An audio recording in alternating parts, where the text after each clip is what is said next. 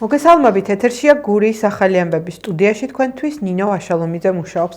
ხმაური და დაპირისპირება იყო დღეს ოზურგეთის საკრებულოს დარბაზში.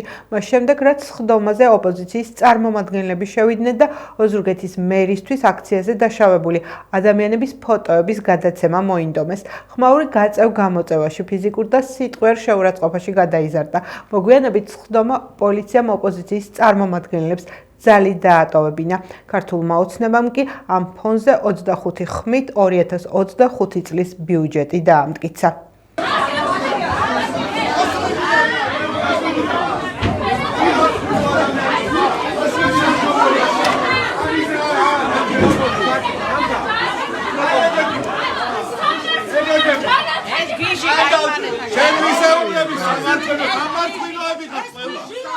ოზურგეთის მუნიციპალიტეტის საკრებულოს სხდომა ტრადიციული ხმაურით და ფიზიკური დაპირისპირებით დაიწყო. მას შემდეგ, რაც ნაციონალური მოძრაობის წევრებმა სხდომაზე აქციების დროს დაშავებული ადამიანების ფოტოები მიიტანეს და სურათების ოზურგეთის მერისთვის გადაცემა დააპირეს, ამის საშუალებამ ოზურგეთის ვიცე-მერმა და ქართული ოცნების დეპუტატებმა არ მისცეს. ხმაური მალევე გადაიზარდა ფიზიკურ გაწევ-გამოწევასა და დაპირისპირებაში.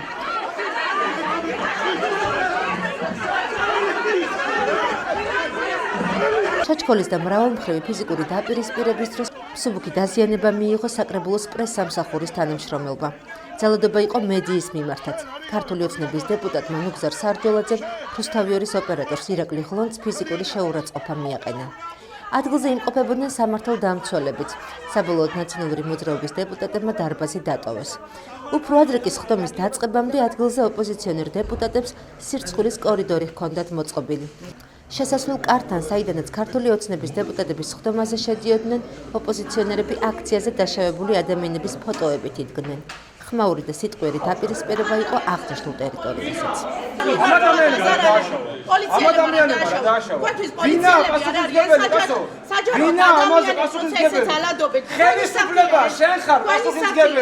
პოლიციელი რომელიც არის რა ახლა შენ გინდა სახელმწიფო მოხელე რომელიც არის ესე რომ ვთქვათ სახელმწიფო სახე პოლიციის მიდია რაღაცა ვერ ხდება კარგად ხეთანაში ვინა პასუხისმგებელი დღეს ვნახეთ რომ რუსული რეჟიმი რაღაც აკეთებს მთელ საქართველოში გადმოიტანეს უკვე აქ საკრებულოში იმის პარალელურად როცა დასახიჩრებული სიკვდილამდე რომ მიიყვანეს ახალგაზრდები ამ ბავშვების ფოტოები მოვიტანეთ აქ მაგრამ რომ არ ენახათ ეს ფოტოები ამის გამო მთელი მილიციის დაცვის სამსახურის მობილიზება ჩვენზე ძალადობა ვნახეთ და რისთვის აკეთებენ ხალხმა ამას იცით საკუთარ ხელფასებს იცავენ ახლა ხელფასებს იმატებენ აქ ამ ყველაფერს პარალელურად ამ დასახიჩრებული ხალხის პარალელურად ხელფასებს უმატებენ იმისთვის რომ არ შეიმჩნიონ ეს რა ვიცი საკუთარ მოქალაქეებს რომ ხოცავენ ქუჩაში ლამის და რეპრესიები მოაწყვეს ეს რო არ შეიმჩნიონ აი ამისთვის აქ ხელფასებს უმატებენ ხალხს. დღეს ახალგაზრდა იუსტა ასოციაციამ კიდევ ერთი განცხადება გაავრცელა.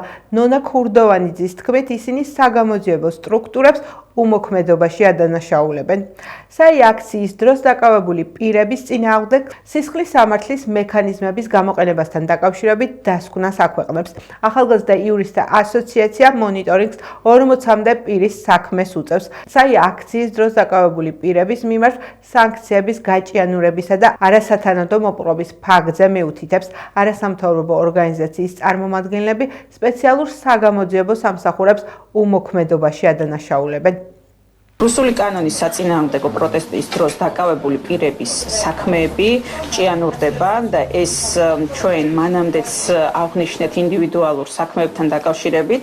საიას შეფასებით საქართველოს პროკურატურა და თბილისის საქალაქო სასამართლო ხელოვნურად აჭიანურებს საქმეების განხილვას, სავარაუდოდ იმ მოტივით, რომ პრეზიდენტმა სალომე ზურაბიშვილმა ვერ შეძლოს აქტივისტების შეწყალება. მნიშვნელოვანი პრობლემა, რომელიც იკვეთება ამ საქმეებში, უკავშირდება პატიმრობის გამოყენების პრაქტიკას ბრალდებულთა ინდივიდუალური მახასიათებლების გათვალისწინების გარეშე, ასევე დასაბუთებული ვარაუდის სტანდარტი იკვეთება როგორც ერთ-ერთი მნიშვნელოვანი პრობლემა. არასათანადო მოპყრობა არის ის, რაზეც მათ შორის დაკავებულები საუბრობდნენ, გულისხმობს საბას ხვიტარიძეს, რომელმაც დეტალურად აღწერა წამებისა და არაადამიანური მოპყრობის შემთხვევები. იყო გადაცდომები, ჩვენ გმობთ ამ გადაცდომას, მაგრამ როდესაც საია თუ ნებისმიერ არასამთავრობო ორგანიზაცია საერთოდ ივიწყებს, რომ იქ პოლიცია არ იყო დამწყები ამ დაპირისპირებისა და პოლიციის მიმართ განხორციელდა ბრუტალური თავდასხმა და ქუჩები თბილისის ქუჩების, ცენტრალური თბილისის ქუჩები ალში გაეხვა და სახელმწიფო შენობებში ხანძარი გაჩნდა, ამას როცა ივიწყებდა მხოლოდ აი ამ თემაზე ლაპარაკობ, ცალკეული გადასტომების თემაზე, რასაკვირველია აქ კითხვის ნიშნის ქვეშ დგება შენი ავტორიტეტიც, სამართლიანობაც და თვითონ კეთილსინდისიერება, როგორც არასამთავრობო ორგანიზაციის. სამართლებრივი დოკუმენტი და სპეციალური საბჭო, არასამთავრობო სექტორი და ოპოზიცია პრეზიდენტთან დღეს კიდევ ერთხელ შეიკრიბა და ახალი არჩევნების ჩატარების მექანიზმზე მსჯელობს. როგორ და რა ფორმით უნდა ჩატარდეს ხელახალი არჩევნები, ოპოზიციას, არასამთავრობო სექტორსა და პრეზიდენტს შორის მსჯელობა გრძელდება. შეხვედრები დღესაც იმართება. საუბარია სამართლებრივი დოკუმენტის შექმნასა და სპეციალური საბჭოს ჩამოყალიბებაზე. ოპოზიციონერი ლიდერები ამბობენ, რომ ახალი არჩევნები პარლამენტის დათხოვნის შემდეგ შეიძლება ჩაინიშნოს. მმართველი გუნდი კი განმარტავს, რომ საქართველოს პრეზიდენტს პარლამენტის დათხოვნა იმ შემთხვევაში შეუძლია, თუ მთავრობისთვის ნდობის გამოცხადება ვერ მოხდება. იმისათვის რომ გაიმარჯვოს ჩვენმა ხალხმა და ჩვენმა ქვეყანამ, საჭირო არის რომ არჩევნები ჩატარდეს რუსული რეჟიმის გარეშე, დეპოლიტიზირებული ძალოვანი სტრუქტურების პირობებში. რეჟიმი არის რუსული, ის არ შეიცვლება. თუ მას მივანდობთ არჩევნების ჩატარებას, კვლავ გაგვიყალბებს. ამიტომ ჩვენი აზრით საჭირო არის კონსულტაციები ამ საკითხებზე საზოგადოებასთან, პრეზიდენტთან, თუ როგორ მივდივართ არჩევნებამდე რუსული რეჟიმის გარეშე, დეპოლიტიზირებული ძალოვანი სტრუქტურების პირობებში, იმ მიზნით რომ გაიმარჯვოს ჩვენმა ხალხმა და უზრუნველყოფილი იყოს ჩვენი ქვეყნის ევროპული და ეროვნული მომავალი. სამოქმედო ოგეგმა არის ერთადერთი, ეს არის პროტესტი ქუჩაში და არა მარტო თბილისში, არამედ ყველგან, ყველა ქალაქებში და პროტესტში, რომელიც უნდა ჩაერთოს რაც შეიძლება ბევრი მეტი ადამიანი. ხო საუბარი იმაზე, როდესაც დადგება მომენტი, როდესაც რეჟიმი იძულებული იქნება უკან დაიხიოს და წავიდეს ახალ არჩევნებზე და პოლიტპატიობის გათავისუფლებაზე, როგორი შეიძლება იყოს სამართლებრივი გზა ამ ახალ არჩევნებამდე მისვლის. პარლამენტის დათხოვნა არის ერთ-ერთი ნაბიჯი, რომელიც შეიძლება გადაიდგას, მაგრამ არა ერთადერთი. არჩევნების ჩატარების საორგანიზაციო ნაწილზე მსჯელობა არის წმინდა წყლის სპექტაკლი. აქ თავარი თემა არის, რომ პრეზიდენტი აწერს ხელს მათი აზრით ბრძანებულებას პარლამენტის დაშლის თაობას. რეალურად ხდება ის, რომ სალომე ზურაბიშვილს უნდა გადაადგმევინონ ისეთი ნაბიჯი, რომელიც კონსტიტუციასაც უპირისპირდება და რასაკვირველია სისხლის სამართლის დანაშაულს წარმოადგენს, ვინაიდან მას პარლამენტის დათხოვნის უფლება მხოლოდ იმ შემთხვევაში აქვს, თუ კი პარლამენტი უნდობლობას უცხადებს მთავრობას, ან არ ამტკიცებს მთავრობას და შესაბამისად ქვეყანა რჩება მართვის გარეშე. ეს არ მომხდარა. ვინაიდან ეს არ ხდება და პრეზიდენტი უნდათ რომ აი ამ ავანტურაში ჩართონ, ეს იმას ნიშნავს, რომ ლაპარაკია რევოლუციური სცენარის გარკვეული მიმართულებით გაგრძელების, განვითარების თაობაზე. ოზურგეთის ამფითეატრში ნომერ 4 საჯარო სკოლის მოსწავლეებმა ხელოვნების შემაჯამებელი გაკვეთილი პერფორმანსი წარმოადგინეს. ნომერ 4 საჯარო სკოლის ხელოვნების საგნის პედაგოგის ეკატერინე ოსტროვსკას იდეას, რომ სემესტრის შემაჯამებელი გაკვეთილი დასამახსოვრებელი და კრეატიული ყოფილიყო, მოსწავლეებმა ფრთები შეასხეს და დამსწრეთ დასამახსოვრებელი სანახაობა აჩვენეს. თეორიული სწავლება პრაქტიკაში, ასე ერქვა პროექტს, რომლის შემაჯამებელი აქტივობა დღეს შედგა. მუსიკა, ცეკვა და ფერწერა. დღეს ამ სინთეზით ეკატერინეს მოსწავლეებმა ხელოვნების სიყვარული და ამ ყველაფრის თავისებური აღქმა გვიჩვენეს. თემატიკით კი დღევანდელი შემაჯამებელი გაკვეთილი ახალ წელს მიეძღვნა. ჩემი აზრით ეს კონცერტი იყო ძალიან კარგი და მეც ძალიან მომეწონა. ჩვენ ამ ნახატებისთვის ასე ვემზადებოდით. კლასში ხელოვნების გაკვეთილზე ალბათ 1-2 გაკვეთილი დებდით ამ ნახატებს და ყველა 4-5 ბავშვი ვაფერადებდით. ჩვენ ყველა ერთად მეცადინეობდით, ყველა ერთად ვიყავით და ძალიან მოგვეწონა ყველას. დიდი ხანი არ ვიყავი ამ ცეკვის რეპეტიციებზე. სულ რაღაც 3 რეპეტიცია გავიარე ამ ცეკვაზე და მაქსიმალურად ვეცადე, რომ დღეს რაც ვისწავლე, ყველაფერი რაც შემეძლო კარგად გამომემჟღავნებინა და რაც შემეძლო ყველაფერი გავაკეთე. საახალწლო თემატიკის გამოფენა, დიახ, არის პერფორმანსი ჩვენი ხელოვნების მასწავლებლის ეკატერინე ოსტროვსკას შემოქმედება არის, უпроსტად მან გააკეთა, მან მოიფიქრა ეს ყველაფერი და ჩვენს არაჩვეულებრივ ბავშვებთან ერთად ჩვენ ხედავთ, რომ საოცრად დიდი სილამაზის მომსვლელი გავხდით. Ისთვის დამახასიათებელი კრეატიულობით დღეს გვაქვს შეხვედრა, რომლითაც ალბათ ყველანი ყვაყოფილი ვართ, ბავშვებიც, მშობლებიც და ზოგადად ვინც დღეს აქ მოგზავნდა. მინდა წარმატებები უსურვო ყველას. პროექტი დაიწყო რამდენიმე თვის წინ, როდესაც გადავწყვეტეთ, რომ გვინდოდა რაღაც შემაჯამებლის გაკეთება, ეს დაიწყო ჩემ კლასთან ერთად, მეხუთე მეორე კლასთან ერთად. ბავშვების იდეა იყო, რომ ამაში ჩართული იყო სხვა ჩემი მოსწავლეებიც, რაც ძალიან სასიხარულოდ მივიჩნია და ბავშვებმაც ასეთვე ძალიან დადებითად გამოეხმაურეს დანარჩენი კლასებიდან. ძალიან დიდი შრომა ჩაიდო ამ ყველაფერში ბავშვების მხრიდან, მონდომებით იმუშავეს.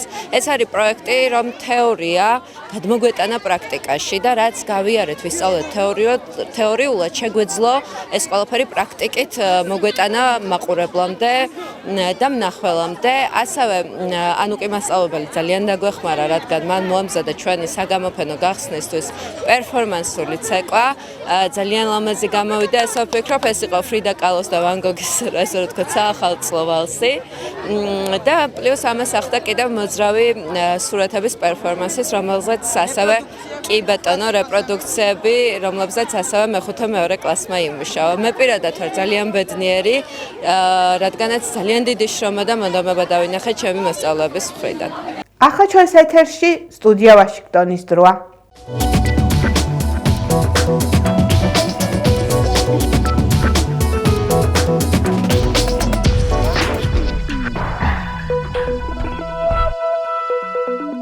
Thank you so much for this interview. Thank you for your time. As you know, Look, დიდი მადლობა ინტერვიუსთვის. რას ფიქრობთ ამერიკის სახელმწიფო დეპარტამენტის მიერ საქართველოს მთავრობის 20 წევრისთვის დამატებით სავიზო შეზღუდვების დაწესებაზე?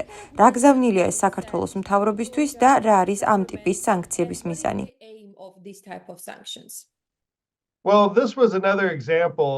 ეს არის კიდევ ერთი მაგალითი იმისა, რომ ბაიდენის ადმინისტრაცია აჭიანურებს და თავს იკავებს საკვანძო გადაწყვეტილებებისგან. შემდეგ კი იღებს ისეთ პოლიტიკურ გადაწყვეტილებას, რაც ნახევარზომაა. სავიზო შეზღუდვებს უნდა გავცდენოდით. უნდა დაწესდეს ეკონომიკური სანქციებიც იმ ოფიციალური პირებისთვის, ვინც სამოქალაქო პირებს არბევს. ერთ-ერთი პრობლემა სამოგზაურო ვიზებთან დაკავშირებით ისაა, რომ არ ვიცით ის ვის ეხება. მესმის ორივე მხარეს მყოფთა არგუმენტები, მათიც, ვინც ამბობს, რომ სახელები საჯარო არ უნდა იყოს. მოულოდნელობის ეფექტი უნდა ჰქონდეს. და ყველამ უნდა იფიქროს, არის თუ არა ისიც ამ სიაში. მაგრამ იმაშიც ვხედავ ღირებულებას, რომ საჯაროდ დასახელდნენ ამ სიაში მყოფები. რათა ქართულმა ხალხმა იცოდეს, ვინ არის ამიზნე და ვინ არიან ისინი, ვინც პასუხისმგებელია დემონსტრანტებზე თავდასხმაში. ასე რომ მადლობელი ვარ ამ სანქციების დაწესებისთვის, მაგრამ ვფიქრობის დაგვიანებულია და არც ისე საკმარისი. You partially answered my next question. ჩემს მომდევნო კითხვას ნაწილობრივ უკვე უპასუხეთ. ეს არ არის პირველი შემთხვევა, როდესაც ამერიკა ქართველ მაღალჩინოსნებს სავიზო შეზღუდვებს უწესებს. თუმცა ამას დიდად არ შეუცვლია რაიმე ქართული ოცნების ქმედებებსა და გადაწყვეტილებებში. როგორც ვხვდებით, თქვენ დიდად არ გაქვთ იმედი, რომ ახალი სანქციები მდგომარეობას შეცვლის.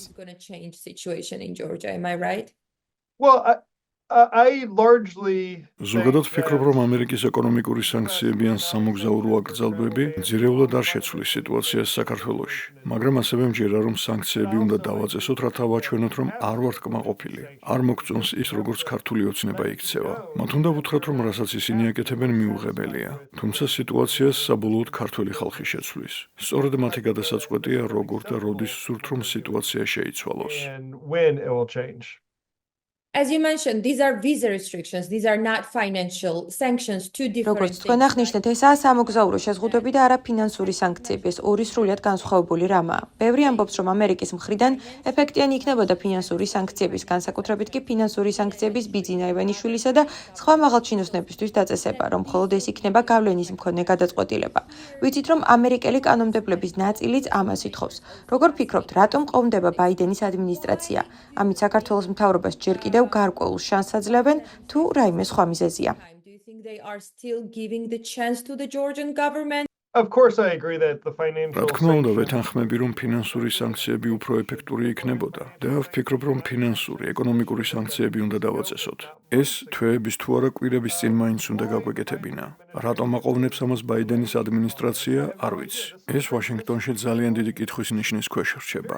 ცოტა საკითხს ნახავთ, რაზეც აქ ვაშინგტონში ორპარტიული მხარდაჭერაა. თუმცა რესპუბლიკელები და დემოკრატები, როგორც საექსპერტო წრეებში, ისე კონგრესში, ემხრობიან ამერიკის მხრიდან უფრო მკაცრ, უფრო ძლიერ საპასუხო ქმედებას, მაგრამ ბაიდენის ადმინისტრაცია რატომღაც თავს იკავებს. არ ვიცი ამას ვინ ბლოკავს, მაგრამ იმავეს ვხვდებით უკრაინასთან მიმართებაშიც. ყოველთვის იგვიანებენ, ნახევარზომებს იღებენ და არასდროს დგამენ გადამწყვეტ ნაბიჯს. იმავეს ვხედავთ საქართველოს შემთხვევაში. როგორც ამერიკელი ძალიან იმედგაცრუებული ვარ და მხოლოდ წარმოდგენა შემიძლია იმის, რას ფიქრობენ ჩემი ქართველი მეგობრები. Georgian government is looking at this. საქართველოს მთავრობა სიტუაციას თქვენგან განსხვავებით უფრო სხვა კუთხიდან უყურებს. ისინი ამბობენ, რომ ბაიდენის ადმინისტრაცია ამ სანქციებისა და შემზღუდველი ქმედებების დაწესებით ცდილობს მძიმე სიტუაცია, არეულობა დაუტოვოს ტრამპის მომავალ ადმინისტრაციას. იქნება ეს უკრაინის თუ საქართველოს საკითხი. რას ფიქრობთ ამაზე? Or Georgia. What do you think about it? Well, I could tell you that ჩემი აზრით, მიუხედავად იმისა, კარგია ეს თუ ცუდი, საქართველოს ტრამპის ადმინისტრაციისთვის ძალიან უმნიშვნელო იქნება. ირანი, ჩინეთი, უკრაინა, იმიგრაცია, დეპორტაცია, ვაჭრობა, ტარიფები, საკვებზე ფასები. ესაა ის თემები, რაზეც ტრამპის ადმინისტრაცია ყურადღებას გაამახვილებს. სირიაში მიმდინარე მოვლენებზეც კი პრეზიდენტმა ტრამპმა თქვა, რომ არ სურს ჩარევა. ასე რომ ქართული ოცნების წევრები, ვინც ფიქრობს, რომ პრეზიდენტი ტრამპი ხელისუფლებაში მოვა და ყველაფერი დაალაგდება, უიმედოდ მიამიტები არიან. მაგრამ ეს ასევე მართალია იმ ხალხისთვისაც, ვინც ქუჩაში დგას და ვისაც ძალიან სწორად სჯერა, რომ მათ თავიანთი ევროპული მომავალი წაართვეს. მათ არ უნდა ჰქონდეთ ამერიკიდან დახმარების იმედი, რადგან ეს ალბათ არ მოხდება. მესმის, რომ ამის მოსმენა ქართველი ხალხისთვის მძიმეა, მაგრამ რეალობა ესაა. ასე რომ თუ ქართველ ხალხს საქართველოს ევროატლანტიკურ გზაზე დაბრუნება სურს, ყველაფერი საკუთარ ხელში უნდა აიღოს და საკუთარი ბედი თავად განსაზღვროს. Georgia back on the Euro-Atlantic path. Again, as you said, Georgian Dream Party is hoping როგორც თქვენ თქვით, ქართული ოცნება იმედოვნებს, რომ ტრამპის ადმინისტრაციის დაბრუნებასთან ერთად მათთვის ურთიერთობები გადახალისდება, გამარტივდება. ნება მომეცით გარკვეულწილად ტექნიკური კითხვა დაგისვათ. როგორც წესი, როდესაც ახალი ადმინისტრაცია ხელისუფლებას იკავებს, აუქმებენ თუ არა ისინი წინა ადმინისტრაციის დროს დაწესებულ სანქციებს, არის თუ არა ეს ნორმალური პრაქტიკა, რომ მომავალმა ადმინისტრაციამ წინას დაწესებული შეზღუდვები გააუქმოს და ამ მხრივ პოლიტიკა შეცვალოს. And is it a common practice? Not necessarily. არა, აუცილებელი რომ ასე მოხდეს. მეტიც ვიტყოდი, რომ უფრო ხშირი პრაქტიკაა პოლიტიკის ხელუხლებლად დატოვება იქამდე, ვიდრე მისი შეფასება და გადახედვა არ მოხდება. თუ საქართველოს შემთხვევაში ეს მოხდა, მაშინ სანქციები, სავიზო შეზღუდვები ძალაში დარჩება და მოხდება სიტუაციის შეფასება და სამომავლო პოლიტიკის განსაზღვრა. უფრო საკამათო საკითხებზე, სადაც აღმასრულებელი უფლებამოსილება გამოიყენება, მაგალითად იმიგრაციის საკითხებში, თქვენ ნახავთ სწრაფ ცვლილებას იმასთან, თუ რას აკეთებდა ბაიდენი და რას გააკეთებს ტრამპი. სენატორ რუბიოს, რომელიც პრეზიდენტ ტრამპის კანდიდატურაა სახელმწიფო მდივნის პოსტზე, კარგად ესმის საქართველოში არსებული ვითარება. მას ასევე ესმის რუსეთის მხრიდან არსებული გამოწვევები და საფრთხეები. ასე რომ, ვერ წარმომიდგენია სენატორი რუბიო, მომავალში უკვე სახელმწიფო მდივანი რუბიო, რომელიც ერთ ღამეში ცვლის სანქციების შესახებ გადაწყვეტილებას, რომელიც შესაძლოა ბაიდენის ადმინისტრაციამ მიიღო. ვფიქრობ, ქართული ოცნების ხელმძღვანელობა ძალიან გულუბრყვილოა, თუ ფიქრობს, რომ მათი ყველა პრობლემა გაქრება იმ წამს, როდესაც ტრამპი საპრეზიდენტო ფიცს დადებს. The second that Trump is sworn into office. My last question to you, as we speak about the რადგან ამერიკა-საქართველოს ურთიერთობებზე ვსაუბრობთ, ბოლო კითხვა მინდა იმაზე დაგისვათ, როგორ ხედავთ სიტუაციის განვითარებას. იმის გათვალისწინებით, რაც ახლა ქვეყანაში ხდება, საით-წავა ამერიკა-საქართველოს ურთიერთობები. თქვენ ასევე სენატორი რუბიო ახსენეთ, რომელიც სახელმწიფო დეპარტამენტს უხელმძღვანელებს. ჩვენ ვიცით, რას ფიქრობს ის და ტრამპის ადმინისტრაცია არა მარტო რუსეთზე, არამედ ჩინეთსა და ირანზეც. ვიცით ისიც, რომ საქართველოს თავისუფალი ვაჭრობისა და უვიზო შეთანხმებები აქვს ჩინეთთან. პრემიერს კი ირანში ვიზიტი ჰქონდა. იქნება ეს ყველაფერი ფაქტორი ამ ორი ქვეყნის სამომავლო ურთიერთობაში.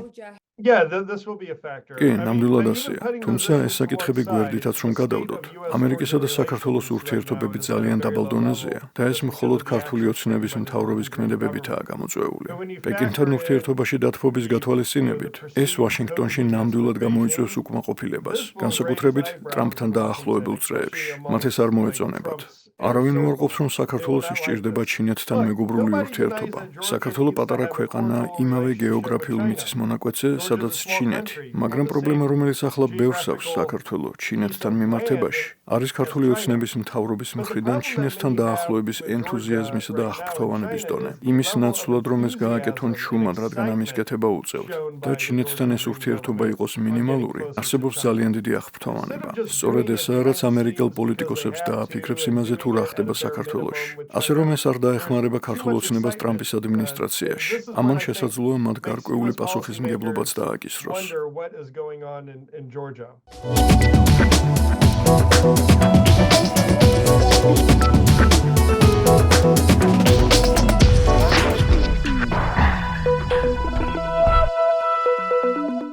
ეს გახდა ჩემ ხალთ არსებული ბოლო ინფორმაცია. მე ხვალამდე გემშვიდობებით, კარგად ზანდებოდეთ.